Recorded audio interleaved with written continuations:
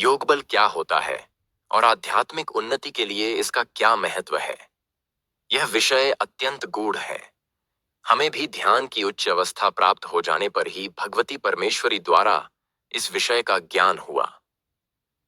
योग बल मनुष्य के पाप और पुण्य का ही सार या निचोड़ होता है और मनुष्य की आध्यात्मिक उन्नति के लिए आवश्यक होता है।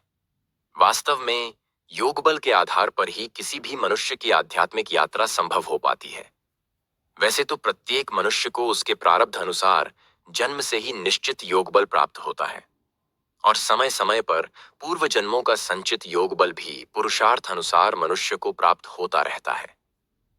परंतु योग बल के विषय में ठीक ठीक समझने के लिए पहले गुरु तत्व के विषय में जानना आवश्यक है।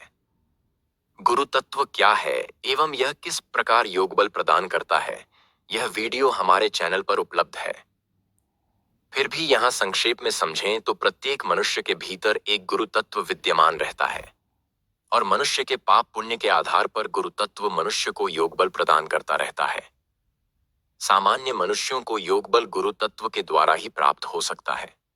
जब यही योग बल एक निश्चित सीमा से अधिक हो जाता है तभी कुंडलिनी जागरण संभव हो पाता है। किंतु जब एक साधक की कुंडलिनी जागृत होकर ऊर्ध्व हो जाती है तब कुंडलिनी शक्ति भी साधक की योग बल प्राप्ति में सहायता करती है।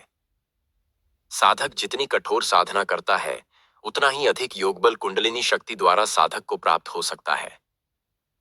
जितना अधिक योग बल होगा उतनी ही तीव्र गति से उसकी आध्यात्मिक यात्रा आगे बढ़ेगी, यानी ऊपर के चक्र उतनी ही तीव्र गति से खुल पाएंगे।